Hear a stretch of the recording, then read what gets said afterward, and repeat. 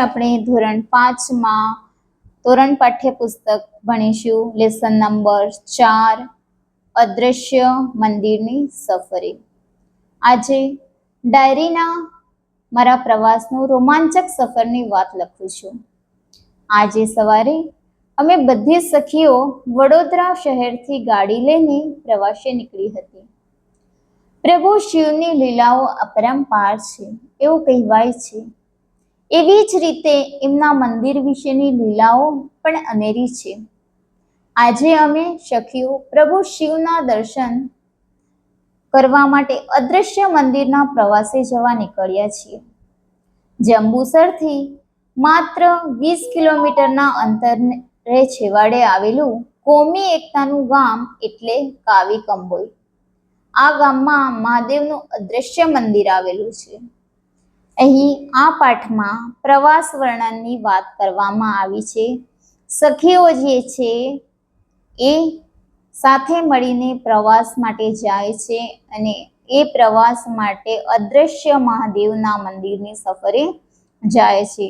એ મંદિર જે છે એ જંબુસરથી 20 કિલોમીટરના અંતરે કોમી કંબોઈ ગામ જે છે કાવી કંબોઈ ગામમાં આ મહાદેવનું મંદિર આવેલું છે।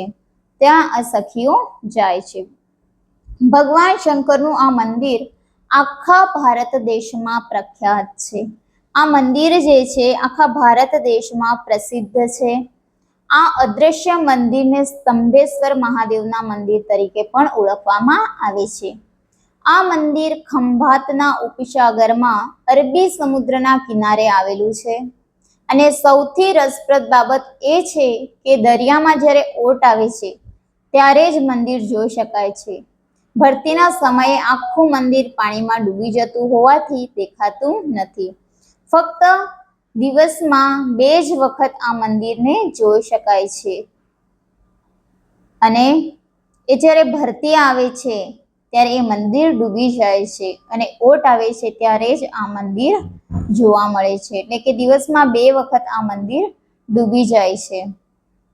ભરતીના સમયે આખું મંદિર પાણીમાં ડૂબી જતું હોવાથી દેખાતું નથી, માટે આ મંદિર અદ્રશ્ય મંદિર તરીકે પણ ઓળખાય છે। જ્યારે ભરતીના મંદિર પાણીમાં ગરકાવ થાય છે ત્યારે એક ક્ષણ માટે મારા મુખમાંથી નીકળી પડે કે સાચે જ પ્રભુ લીલા અપરંપાર હોય છે। અહીં સ્થાપિત કરેલું શિવલિંગ 4 ફૂટ ઊંચું છે।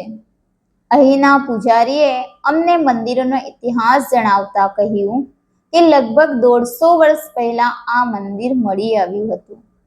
પૌરાણિક સમયમાં ભગવાન શિવજીના મોટા પુત્ર કાર્તિકે તારકાપુર નામના રાક્ષસનો વધ કર્યા બાદ આ મંદિર બનાવવામાં આવ્યું હતું।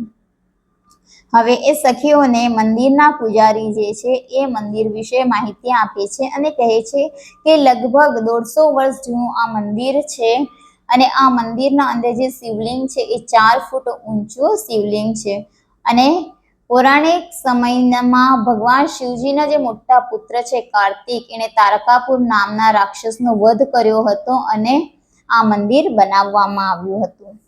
આ મંદિરમાં બેસીને મને પરમ શાંતિનો અનુભવ થતો હતો।